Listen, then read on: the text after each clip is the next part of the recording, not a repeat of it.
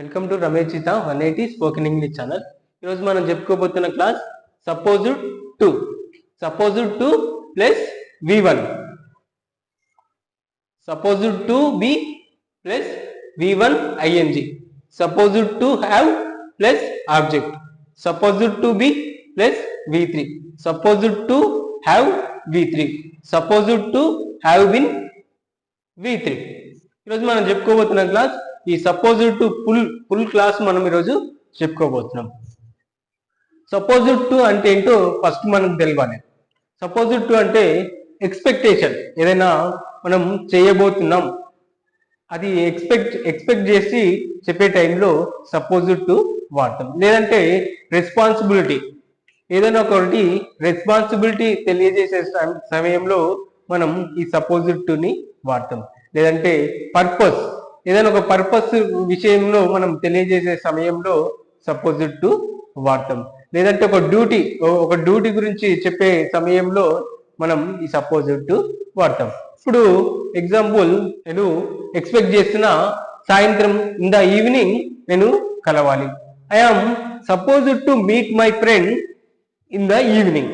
అంటే ఎక్స్పెక్ట్ చేస్తున్నాం ఈ సాయంత్రం కలవాలి అని ఎక్స్పెక్ట్ చేస్తున్నాం, దాన్ని సపోజ్డ్ టు పెట్టి v1 ఫామ్ పెట్టి యూజ్ చేస్తాం. లేకపోతే ఒక డ్యూటీ, ఇప్పుడు my brother supposed to reach office at 8 o'clock. 8 o'clock కు మై బ్రదర్ ఆఫీస్ కు రీచ్ అవ్వాలి. ఎందుకంటే అది డ్యూటీ.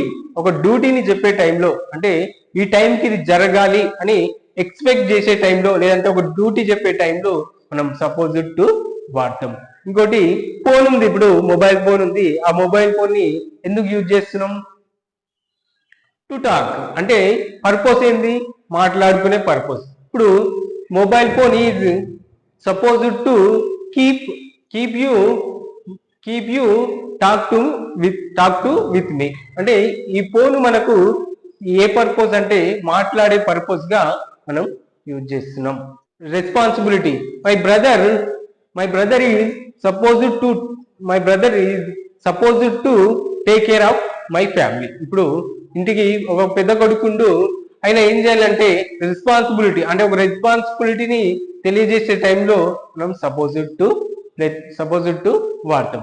ఇప్పుడు my brother is supposed to take care of my family. నా ఎల్డర్ బ్రదర్ కాబట్టి మన ఫ్యామిలీని అయినా టేక్ కేర్ చేయాలి, అంటే రెస్పాన్సిబిలిటీ చెప్పే టైంలో మనం సపోజ్డ్ టు వాడతాం. లేదంటే ఎక్స్పెక్టేషన్, రెస్పాన్సిబిలిటీ, పర్పస్, డ్యూటీ, ఈ 4 చెప్పే టైంలో ఎక్స్పెక్టేషన్, డ్యూటీ, రెస్పాన్సిబిలిటీ, పర్పస్, ఈ నాలుగిటిని చెప్పే టైంలో మనం సపోజ్డ్ టు పెట్టి v1 ఫామ్ పెట్టి సెంటెన్స్ ని ఫామ్ చేస్తాం. ఇప్పుడు ఎగ్జాంపుల్ చూద్దాం. I am supposed to meet him in the evening. నేను ఈవినింగ్ ఎక్స్పెక్ట్ చేస్తున్న మా ఫ్రెండ్ని కలవాలి. I'm supposed to meet him in the evening. మా ఫ్రెండ్ని కలవాలని నేను ఎక్స్పెక్టేషన్ చేసి చెప్తున్నా. అంటే ఇంకోటి డ్యూటీని ఒక డ్యూటీగా చెప్పే టైంలో ఎలా చెప్పాలో చూద్దాం. He is supposed to reach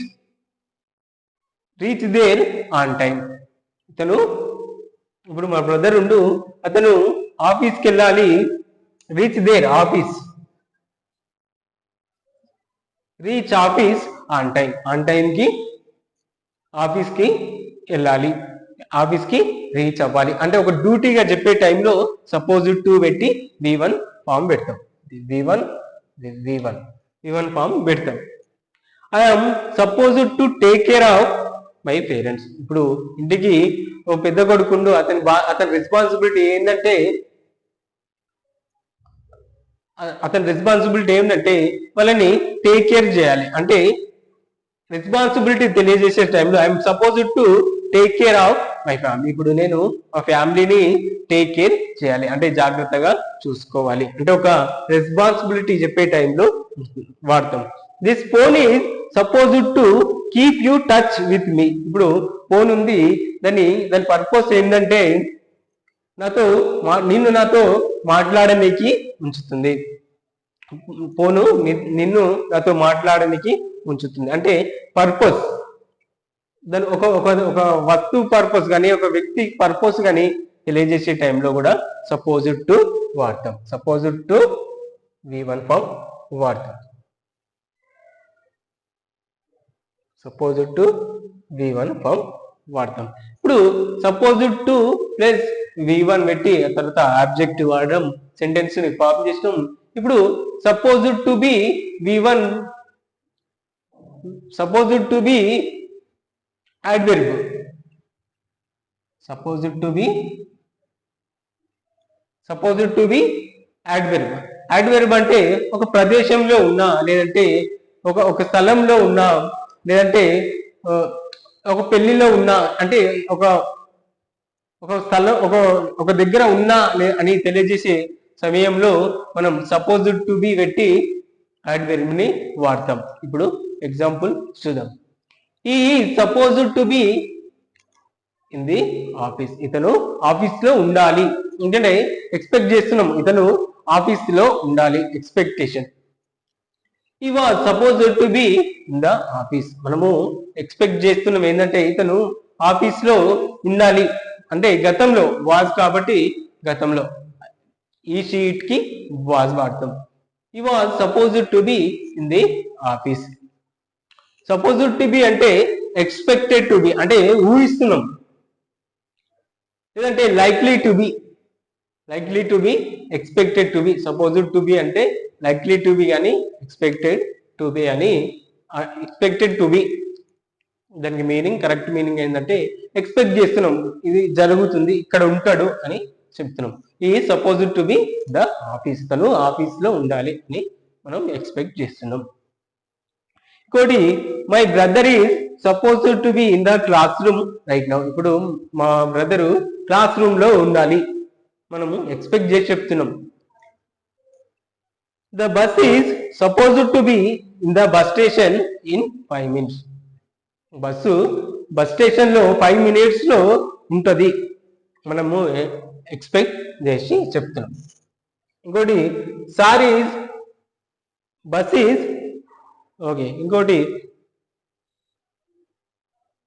the new mobile supposed to be good condition. ఇప్పుడు కొత్త ఫోన్ తీసుకున్నాం, దాని కండిషన్ ఎట్లుంటది అంటే గుడ్ కండిషన్, అంటే ఎక్స్పెక్ట్ చేసిన ఇది ఎట్లుండబోతుంది అంటే అది గుడ్ కండిషన్ లో ఉంటుందని ఎక్స్పెక్ట్ చేస్తున్నాం. The new mobile supposed to be good condition. Supposed to be పెట్టి adverb వాడాలి. ఇంకోటి సపోజ్డ్ టు బి పెట్టి V1 పెట్టి ing form V1 plus ing ని యూజ్ చేసి సెంటెన్స్ ని ఎలా ఫామ్ చేయాలో ఇప్పుడు చూద్దాం. Sorry is supposed to be teaching class right now. ఇప్పుడు టీచరు ఎక్స్పెక్ట్ చేస్తున్నాము అతను బోధిస్తూ ఉంటాడు రైట్ నౌ. ఇప్పుడు ఆయన బోధిస్తూ ఉంటాడు. లేదంటే వీఆర్ స్టడీయింగ్ ఎట్ హోమ్, మనము చదువుతూ ఉండాలి, మనం ఒక duty. We are studying at home, మనం ఇంటి వద్ద చదువుతూ ఉండాలి. లేదంటే they are supposed to be prepare exam. They are supposed to be preparing exam, వాళ్ళు ఎగ్జామ్ కు ప్రిపేర్ అవుతూ ఉండాలి. మనము ఏం ఎక్స్పెక్ట్ చేస్తున్నాం అంటే ఊహించి చెప్తున్నాం. They are supposed to be preparing exams. Supposed to be plus V1 ing పెట్టి సెంటెన్స్ ని ఫామ్ చేసినాం. ఇదేమో సపోజ్డ్ టు బి పెట్టి adverb వాడినాం, అంటే ఒక ప్రదేశంలో ఉన్నా అని తెలియజేసేది. సపోజ్డ్ టు పెట్టి V1 ఫామ్ పెట్టినాం. మనము ఇది adverb, సపోజ్డ్ టు బి పెట్టి adverb, సపోజ్డ్ టు బి పెట్టి V1 ఇప్పుడు నేర్చుకున్నాం. నెక్స్ట్ ఇప్పుడు ఇది సపోజ్డ్ టు ప్లస్ అంటే మన దగ్గర ఒక వస్తువు కలిగి ఉండాలి. ఇప్పుడు నేను ఎక్స్పెక్ట్ చేస్తున్నా I am supposed to have 2 lakhs. By next month. నేను బిజినెస్ స్టార్ట్ చేయాలనుకుంటున్నా, నేను ఎక్స్పెక్ట్ చేస్తున్నా I'm supposed to have 2 lakhs by next month. Next month కల్లా నేను 2 లక్షలు కలిగి ఉన్నా అంటే ఎక్స్పెక్ట్ చేస్తున్నా.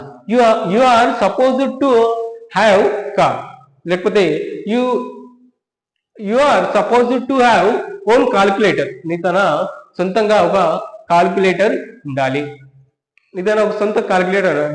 When you attend the exams, నువ్వు ఎగ్జామ్స్ కు అటెండ్ అయినప్పుడు నీ తన నీ ఓన్ గా ఒక కాల్కులేటర్ ఉండాలి. You supposed to have own calculator when you attend exam. ఇంకోటి supposed to be plus V3, supposed to have V3, supposed to have been V3. ఇప్పుడు చూద్దాం. నెక్స్ట్ చూడండి friends, you are supposed to have purchased a mobile. Expectation, నువ్వు mobile కొని ఉండాలి. You are supposed to have purchased mobile, mobile కొని ఉండాలి. You are supposed to have given him books, అతని books ఇచ్చి ఉండాలి. ఫ్యూచర్లో ఇచ్చి ఉండాలి.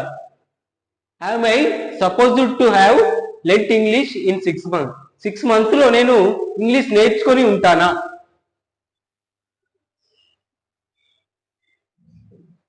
Subject to helping verb supposed to have V3.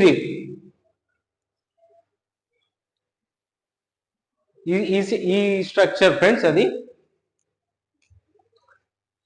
Infinity, perfect infinity, to have plus V3.